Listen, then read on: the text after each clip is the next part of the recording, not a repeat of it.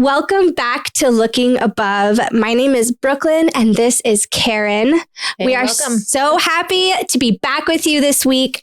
We are discussing prayer this season, Yes. which has been fun. And we're really excited to dive into it today. We're talking about covenant prayer. Covenant prayer. Which can kind of sound intimidating, have that word covenant, but we're excited to show you that it's not and it's good. Yeah. But first, we are going to pray. So we invite you to pray with us. Heavenly Father, we just thank you for this time that we have together. Lord, we thank you for the wisdom that you share with us and just that we have this gift of prayer and all the gifts that you give us through prayer. Lord, I pray for both Karen and I and everyone listening that we just learn more about you through all of this and your heart for prayer. And we're just thankful that we get to commune with you through prayer. We love you and we are so grateful. In Jesus' name, amen. Hey, where do we want to start today? Prayer. Okay, so let's just kind of define covenant prayer, I guess. So a covenant is kind of like a contract or a commitment that we make. And for the ladies who were at the room last night, when this actually gets posted, we're going to talk a lot more and go deeper into what covenant is. We're not going to spend a lot of time digging into that here on this podcast, but we see covenants all throughout the Bible, and they are commitments made between two parties. And in biblical covenants, it's often between God and his people. Right. So when we talk about covenant prayer, we're talking about a commitment that we are making to meet God in prayer, to be disciplined and make prayer a habit, make it something that we are regularly encountering God in times of prayer. So I really liked in this chapter in Foster's book, he says, at the altar of covenant prayer, we vow unswerving allegiance. We make high resolves. We promise holy obedience. So we're looking at God has called his people to pray, and we see that call all throughout Scripture. You know, when my people will, if they will humble themselves and pray and seek my face, like we see this call all throughout. And when Jesus talks in the Sermon on the Mount about prayer, he says, when you pray. So not like if you pray, when you pray, like this is something that is expected of us, that we will pray. So this is just saying, I'm going to commit myself to this. I'm going to take this seriously. God has called me to be a person of prayer. As his people, I am to pray. So I'm going to take this seriously, and I'm going to set aside time to pray. So like I said before, the word covenant or even commitment is scary sounding in our society, right? So a lot of people... Very commitment averse. Yeah.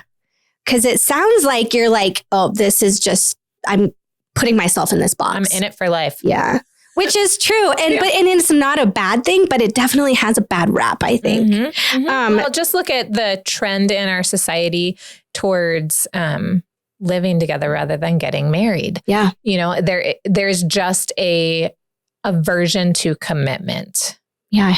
I hadn't thought of that. Because even like marriage has a bad rap because you're committing to somebody for your life. Probably get divorced. So why would I even, you know, so it's something that is hard for us as a people to make that commitment. And there's a lot of reason, because there is a lot of fear involved. And he addressed this, you know, he talked about some of the fear. What are some reasons? Why are people fearful of commitment? Well, one that I can personally attest to is fear of failure. Absolutely. I have a terrible time starting things if I think I won't do them perfectly or if I'll mess up. Yep. So that is a sign of perfectionism, right? I studied that a long time, years ago. Perfectionists will not even try if they don't think they can do something perfectly. It's why my house is a mess. Why try? I'm not going to keep my house perfectly clean. Therefore, I just won't clean. Yeah. That's, it's very hard for those of us who tend towards perfectionism, who have that tendency to make a commitment because we fear that we won't fulfill it. And then, for someone who like you deals with shame, that is a very shameful feeling when I do make a commitment and I don't follow it. Yes, which is, I talked about that last week, but I make a commitment to meet God every morning, and my life's a little different right now. When I first started like sleeping through my alarm because I was up 5 times in the night, I felt so much shame, but that's definitely a human response. And so that would make sense that I'm just not going to commit to waking up anymore. Right. And that's not the right way to go about it. I'll try to pray. Yeah. I'll do it when I can. But to say to God, to make a covenant, to make a commitment with him, like I am going to wake up every morning and spend some time with you before I start my day. It's just a hard stumbling block. I don't know. So, it's like, it's a stone in the road that we have to get around somehow. And we'll talk about it later, but maybe that's not the best time for me to pray right now. Right. And so I changed it, but we will talk about that later. Yep. And what's another fear? Okay, so another fear, and this is one I think that someone who has my personality deals with more, is just the fear that when we make a commitment, when we make something obligatory or routine is my trigger word, right? It's my safe space. Then it feels like it takes away spontaneity and takes away joy. I don't like being put in a box, and that's my personality just like rails against boxes. Like I want to do it when I want to do it, and I want to do it how I want to do it. And so this becomes an excuse for someone like me who's going to say, goodness, if I have to set an alarm and pray at the same time every day, well, then it's just not going to be any fun anymore. I know you don't now, but did you ever feel like, oh, this isn't authentic if I pray like when I'm supposed to? Like it's more authentic if I just feel like it. I don't know if you've ever dealt with that. I've heard. Yeah, I think some. To me, I feel more that way. And actually the class I just took, we actually had a discussion about like written prayers versus extemporaneous, like in the moment prayers. So like someone who likes to write their prayer down before they pray it at church versus someone who in the moment prays as the Spirit leads. And we talked about this, and it was quite an interesting conversation because there were many on the side of planning prayers. And I'm like, no, I just want to pray in the moment as the Spirit leads me. And they're saying, yeah, but the Spirit can lead me in my during written planning prayer. Yeah, right. And it's the same thing. People will have that same argument about writing sermons and how much you plan a sermon and how far in advance you plan a sermon. Like, well, how are you going to know 3 months from now what your people need to hear if you're writing your sermon today? But is not the Holy Spirit available now, and does not God exist outside of time and space to where he can influence and guide us now? So yes, I think some of us from a human standpoint feel like, well, this takes the joy, takes the spontaneity, takes the authenticity away when I set aside the time or when I read a written prayer or but the truth is that God moves in all of these things and in all of these spaces, and that actually setting some parameters for ourselves is very healthy. Just easy, but look at a sports team, right? Like they don't go and play the Super Bowl without practicing. Right. Yeah. Even though they are high level athletes. So even though you may be a high level Christian, and that's where my pride probably felt like, I don't need this like box time, set aside, whatever, covenant time. But they are very routine and very scheduled in what they eat, when they eat, how they practice, what, exercises they do. Like everything is structure so that their bodies are working optimally. And it's the same thing, I think, here with prayer. And this is why we do this covenant, is that part of it is just faithful obedience to God, right? Like I'm going to make sure I set aside this time so that I am faithful to you. Because if not, we know the things of the world are going to pull us away and it's not going to happen. Yeah. So part of it is that, but part of it is also like the depth of prayer as we prepare. The closer you get to a marathon in your training, the better of a runner you are. The closer they get to the Super Bowl, the more prepared they are. Same thing with prayer. The more time that we spend routinely in prayer, the deeper our prayer life is going to be. Definitely. I've noticed that with God, and with my friendships and with my husband, but the more I set aside time to just really go deep with them, the deeper you get every single time. So every time we set aside time to pray, the prayers do become joyful and authentic and all of the things that you're scared that you'll lose, even if you start reading a prayer. Right. And just using that as an example, right? Like when a friend goes away for a while or your lives get busy and you're not connecting, like when you get back together, you still have the friendship. So it's not like if you aren't routinely praying, like the friendship with God disappears, but it takes time to get back to, like, you have to catch up with your friend and you have to, and things sometimes might feel awkward for a little while. Like, why did we not hang out? And like, it's just that, like, you have to kind of build back up to where you were. And so the consistency of getting together with that friend regularly or talking to your spouse regularly. There are people who have weekly meetings with their spouse or whatever it is. It builds relationship. Yeah. And you get to skip the small talk. Right. And when you do talk, it's so much deeper. Yeah, definitely. Yeah. So were there any other fears that he talked about? I'm trying to remember. Part of it was just that, we fear the restraint, right? And I think that's kind of what you were asking me about. But we had a sermon series recently, and Pastor Mike talked about this, where he had a goldfish in the aquarium. Yeah. Right. People they're scared of boundaries. Right. And think boundaries confine them and limit them. And the big thing, especially in America, and I'm not against it at all, but is freedom, right? And we think we have more freedom if we have less boundaries and limits. But Mike, Mike went on and he had a goldfish in the aquarium, and then he took it out of the aquarium. And obviously the walls of the aquarium are boundaries, limits. The fish cannot swim outside of them. Right. But when he is outside of them, he does not thrive. Right. He doesn't do well. It's good that he stays within the limits of the aquarium or lake or wherever the fish would be. But just like that, we need limits, and they keep us safe and healthier. Right. And we end up having more freedom. We have more freedom. And we think back to, the athlete who has prepared within all of those boundaries. They have greater liberty to play well. Like there is freedom in that preparation. There's freedom in those limitations that then you can do your thing. Well, yeah. Without thinking, so, it becomes muscle memory or whatever. Or if you have the freedom to eat whatever you want, we all have that option. We have the freedom to eat junk food 24/7. But are we going to feel better that way? Or are we actually more free if we do set limitations for ourselves and discipline? We can do more with whoever. Because we end up having the freedom of good health. Yes, exactly. Right. So limitations, that's our point, is limitations are not confining. They actually bring us more freedom. Yeah.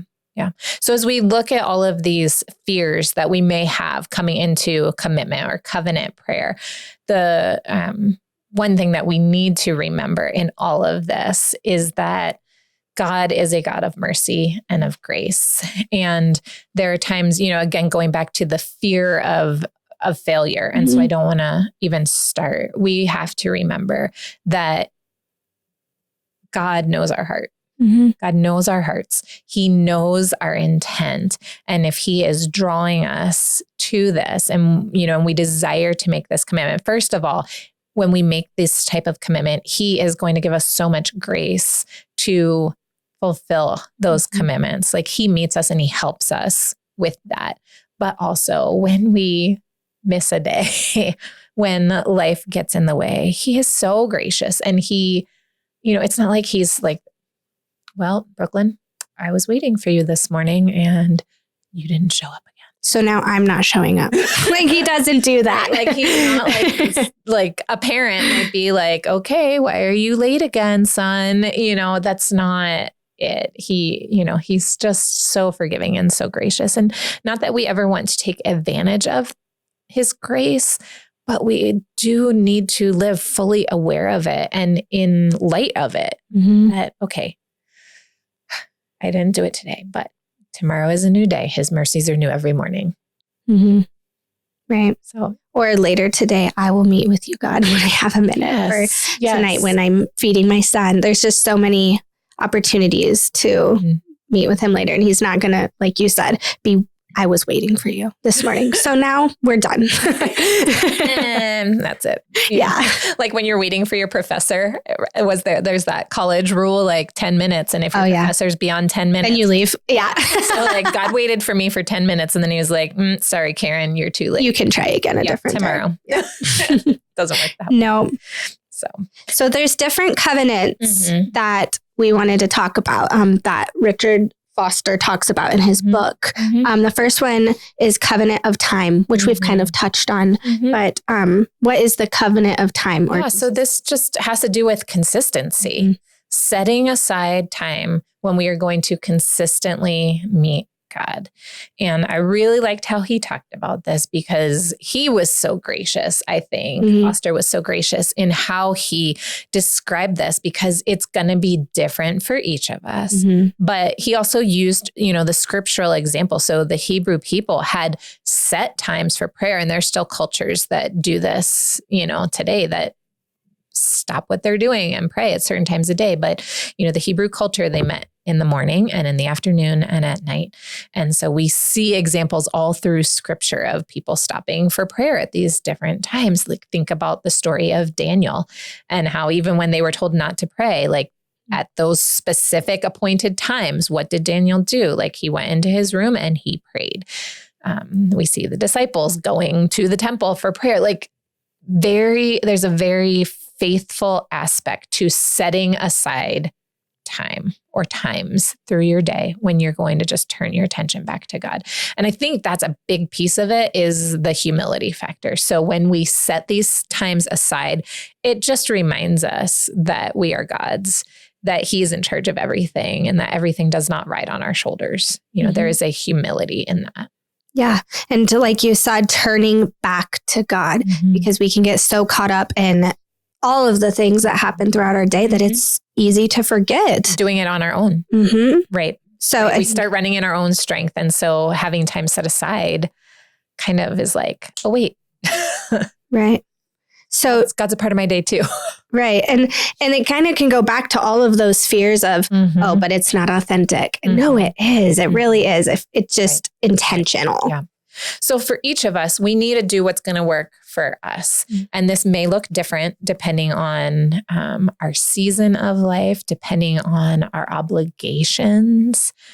When this really became part of my life, I was in college and I felt so compelled to make this covenant when I was in college that what I basically said to God was, I will not go to bed without spending time with you. So even if my day was absolutely crazy, I was going to stay up until I had fulfilled that covenant to God. And so that was how it looked for me. Like it wasn't necessarily, and as a college student, like at night was the easiest, least disruptive time for me to spend that time with God.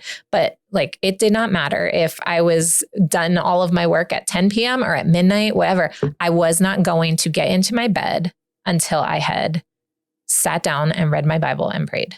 So that was what my covenant looked like in that season.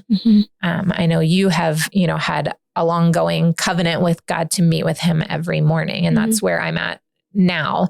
Morning has not been a good time for me in the past. I don't wake up well and I'm very sleepy, but that is what I'm doing now. But you have to look at your season. Right. So talk about seasons. Yeah. Well, like we were kind of talking about earlier, I've not been super great at getting up early, especially on the hard nights. And I also said that routine is my safe space. I like routine. So when I'm not doing it every morning, and I'm not able to. And maybe it's that fear of perfectionism, but it really bothers me. So actually I've moved the time that I meet with him. And Richard talks a lot. We're on a first name basis. Richard talks a lot about, he's very BFF. Yeah, my BFF, Richard.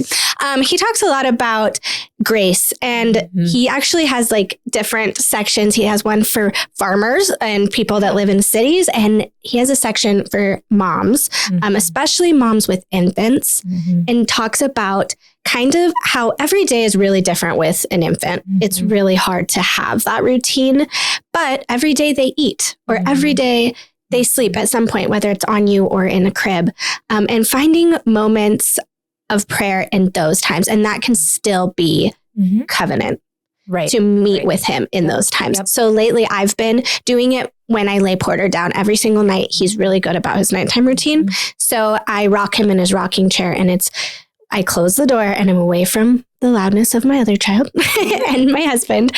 And it's dark in there. And I meet with God as it's quiet. And I find joy through that too in my child. Yeah. And so it's hard when you're a young mom, when you've got people vying for your attention, whatever. So yes, finding those places or those spaces or those times really is what it is.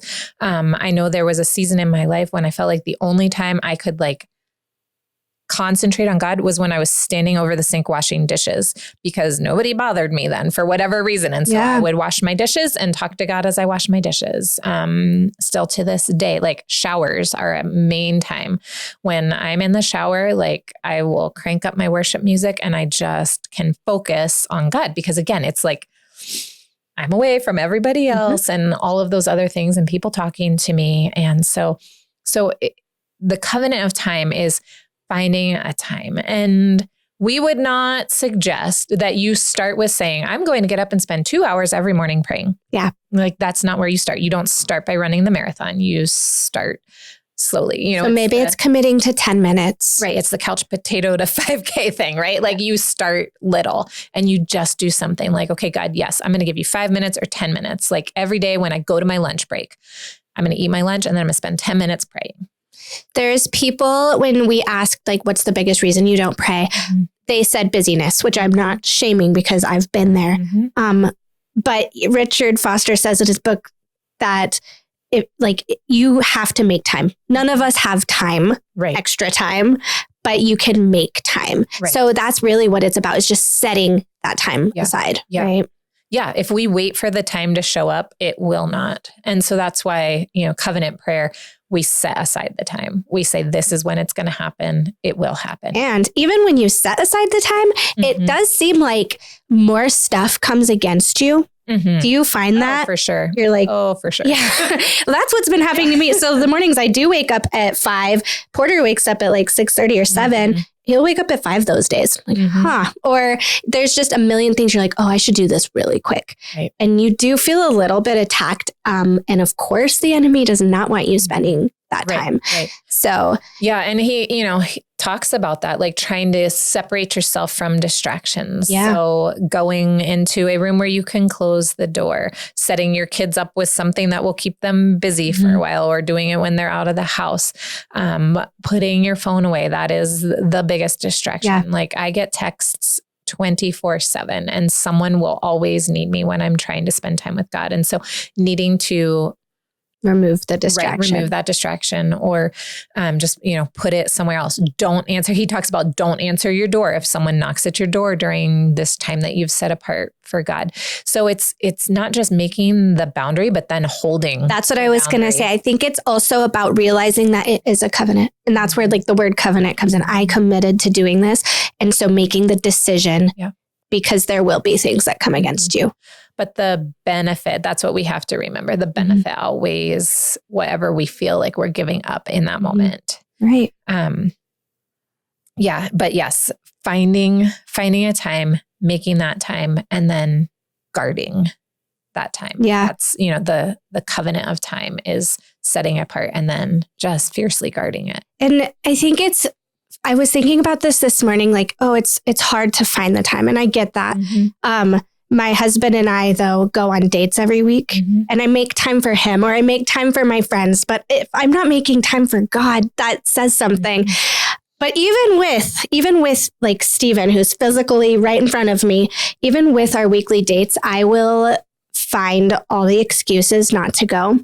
And it does seem like things come against me even then. Yeah. It feels hard because I have to figure out childcare. I have to stop what I'm doing because my house needs tended to. It doesn't feel productive. It is, but it doesn't feel like it. And so, but when I make the time to go and reconnect with Stephen, and we try to do it weekly, it really shows me like how disconnected we were before. Maybe not disconnected isn't the right word, but just that we were not as connected. Right. And then when I feel that connection with him and we talk and we go deep, it makes me want it more. It makes me want to be closer to him. And I find the same thing with God. Like the more that I spend that time and just really connecting with him and going deep with him, it makes me want more. Like connection breeds more, wanting more connection. That's good. Do you want to get that psalm out that we were talking about earlier?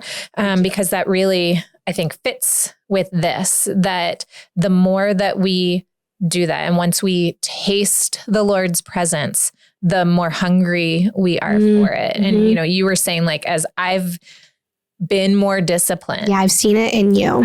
Then my desire for God is just like amping up. Like, not that I didn't desire God before, I did, but it's like the more you taste it, the more you're like, I just need more of it. Yeah, because like the quiet time was hard for you. And the more that you've done it and the more that you've heard God and tasted God through that I've seen like you just want to do it more. Like you spent a whole day doing it in bed one day, which would have been a year ago. Would have so been hard impossible for me to stay on my bed for a whole day just praying. So it is really cool to watch. But the psalm is Psalm 42, and we're going to read 1, 2, and 8. So it says, as the deer longs for streams of water, so I long for you, O God. I thirst for God and the living God. Where can I go and stand before him? And then Psalmy is, but each day the Lord pours his unfailing love upon me. And through each night I sing his songs, praying to God who gives me life. Yeah, I like that. I mean, here we see the psalmist, like he has made this covenant. It says each night he's praying and praising. Like this is his commitment. And again, Hebrew culture. So he was probably doing it morning, afternoon, and night. But we see over and over in these psalms, like David will talk about morning and night and on my bed. And he has made this commitment. I'm going to seek God routinely in these places. It says he pours into him. Yes. It's like a defined boundary in his life of when he's going to pray. But then at the beginning, we see that like he longs, he hungers and thirsts for it. And you were talking about thirst. Yeah. earlier. It's like the deepest feeling that a person can have. I read this and I don't know where, but that thirst is like the most pronounced. Intense longing. Yeah. Intense longing that a human can feel. It like outweighs hunger, sleep, anything. Thirst is like the strongest, which luckily I've never gone without water long enough to do that. But it does. Have you woken up in the night and like, I need a drink. Yeah. You're like, I need water.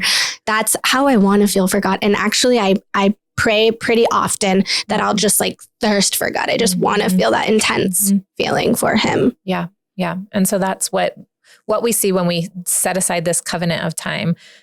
If we fulfill it, we will thirst and long for it more and more.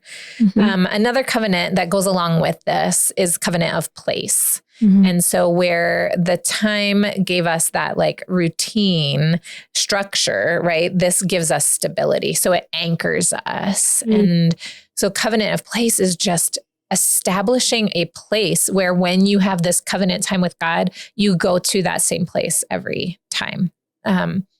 And this is where, again, like, oh, I don't like structure. I don't like the same. That feels boring. But actually, it breeds familiarity and it breeds comfort. That's what I've noticed in my place. That's what I've learned. Yeah. What is your place? Yeah. So my place is on my bed. Me too. I maybe it's something about the comfort of the bed. Maybe it's something about like, I love in the Psalms where David talks about that over and over again, like on my bed, like that's where he met with God. And so there just seems something like, okay, but it's quiet, it's comfortable. I have a reading light that's that I clipped on the bed, and I go there even multiple times throughout the day and the evening, whatever. But I try and get up every morning, and I have go grab my coffee.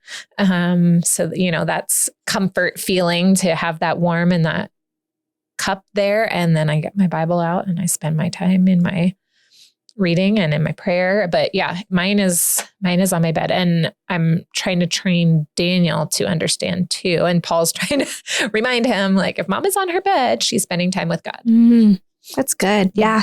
Mine is my bed. Right now it's Porter's rocking chair in his room. But yeah, and that's the thing too, that it can change with the season, just like the time. Yeah. Like it can be the shower. It can be standing over the sink. Yeah. But I think what's important, what you're saying, is finding that place that you can return to and feel comfortable. Right.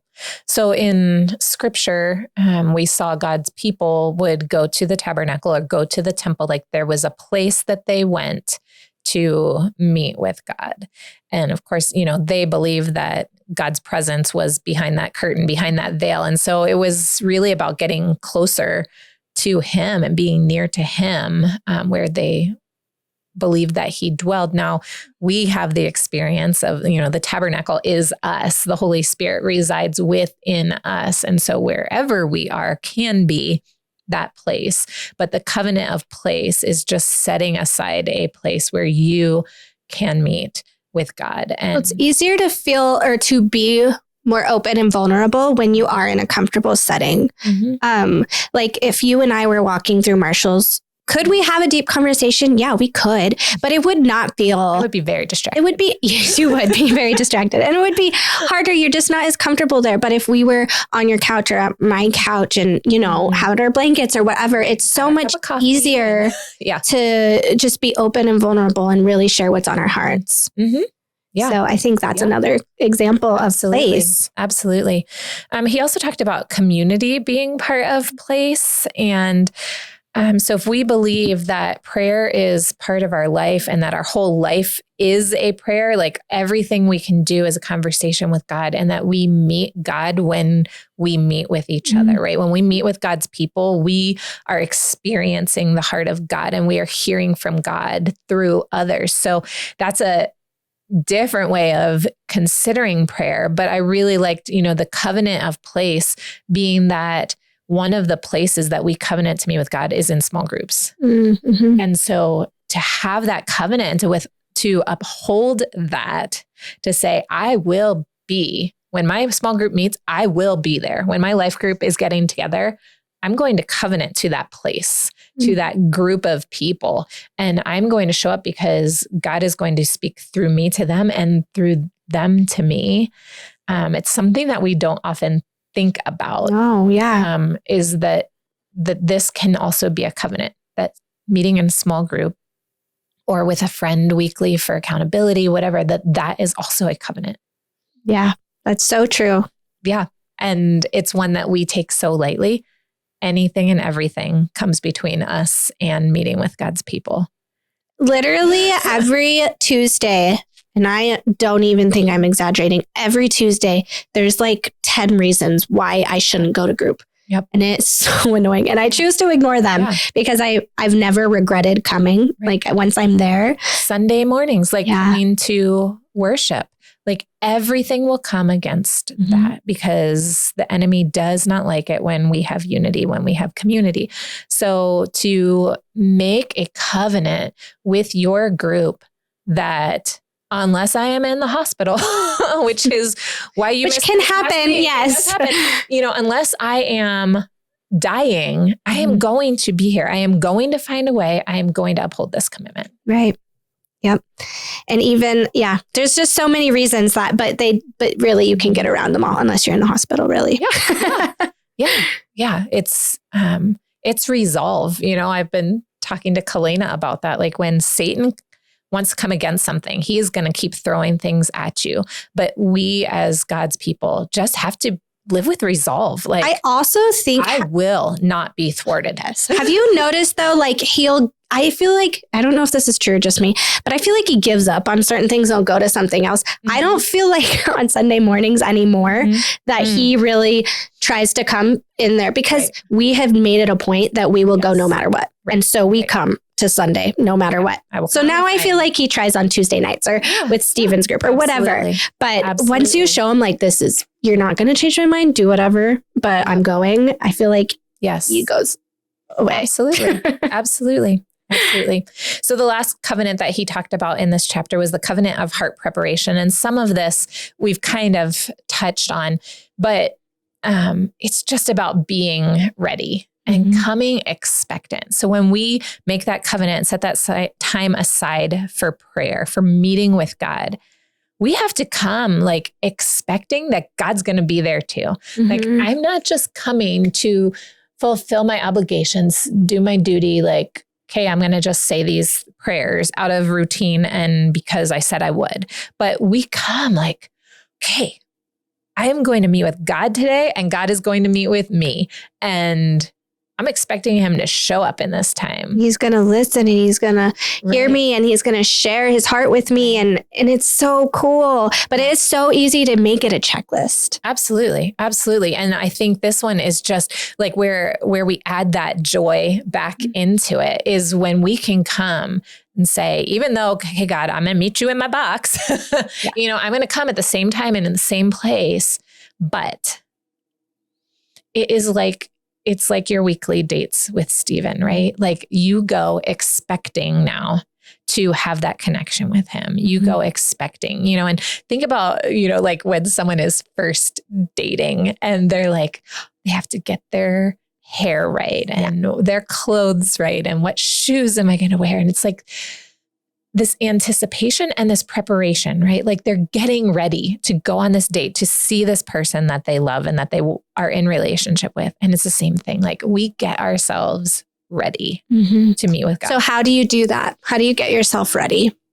Because I know you don't do your hair before you meet with him in the mornings. I don't, no. So part of it is, is getting your environment ready, right? So like I will get my blankets all straightened up and set up my pillows and get all of my, my Bible and my things and turn on my light. And I go and get my coffee and like, I get everything set up and ready so that I am like, okay, now I can just sit here and I'm ready to open my Bible and spend my time in the word and in prayer and all of this. So some of it is just like preparing the space.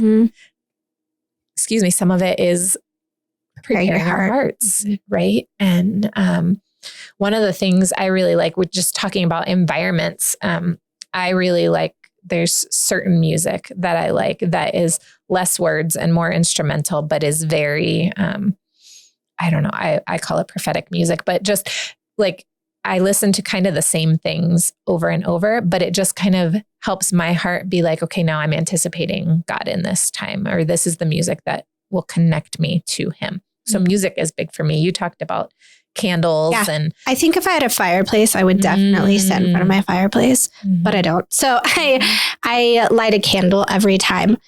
And it does it. It just calms me. And because it is routine, my heart automatically, the more I've done it, is like, yep, we're meeting with God now. And it's just ready for him. Yeah. Do I need candles? Do you need all those things? No, but it does help your heart because it calms you and quiets you. I think I need those blinders. Yes. When you did that, I thought like, the parameters, like I need that to like focus. Speak to my brain. Yeah. This is quiet time now. And one of the other things he mentions is disciplining the tongue, not rushing into God's presence, babbling. Yeah. And that one is one that I really felt convicted that I need to work on more, is trying to be quiet in God's presence and just be with him some before it's and I need to tell you this, and I need to tell you this, and I need to ask for this, and I need you to do this, and can you help me? Like before I start dumping on God, I'm just going to sit here and be with you. And so that's one that I really want to work on, as far as just the discipline of heart preparation, of trying to get my heart ready to meet with him is trying to discipline myself to be more quiet. Yeah. Another way that he mentions, and I've read in other books too, and I do it sometimes, but it's not a discipline, and I actually want to make it one, but reading Psalms or other things that prepare your heart, written prayers that kind of open your heart up to receiving. Right. Yeah. And so we're reading through the Psalms right now. And yes, it is a great place in there. So many of them that I'll just like pick, a phrase or two out of it and be like, oh yeah, this is my prayer for this day. So you can kind of see how David or the psalmist talk to God, but then it's like, okay, yeah, this is where I'm at. And so this phrase right here, God, like, and it is like a starting place or a place to kind of like tether your spirit and then pray from there. Yeah. Yeah. I love that. I want to start doing that more. That's my goal. Yeah. Yeah. So all of this, like when we bring all of this back around, and kind of just to wrap it up now, covenant prayer is about making these commitments to God. And we don't do it to be legalistic. We don't do it to make rules that we don't need. We do it because we need boundaries and because we as humans are so apt to just focus on this, focus on that, chase after this, chase after that, let all of the distractions take us away. It's the tyranny of the urgent, right? The next thing that comes into our space is constantly just going to pull our attention away. So when we talk about looking above, this is such a beautiful way. Covenant prayer is such a beautiful way to keep us looking above because it is an anchor. It is a place. It is a time. It is something through our day that's going to bring us back to God over and over again. Turn our eyes back to him. Remind us of who he is, his place in our lives, who we are, and just give us that space where we can calm ourselves and meet with him. Yeah. So it really is a beautiful thing. And I'm saying that as one who has really gone kicking and screaming into it's true. Which I feel terrible to confess, but bringing things into the light is where we find freedom. And so, yes, like this has not been an easy journey for me, but I have done this now and I can see the fruit of it and I can see the blessing in it. And as you said, it has grown my desire and my longing for more and more of God and more time with him and more time in quiet and alone. And it's crazy because if you had told me that 6 months ago, I would have said, that sounds awful. Even 6 months ago, but even like I was thinking, I'm going to go back and listen to 2 years ago podcasts because you definitely say that it's super hard for you and you don't understand it, but now you do. And it's really cool. Yeah. Yeah. Which again, here's grace, right? Yeah. Like we all have to understand that there are certain disciplines that some of us are going to be awesome at.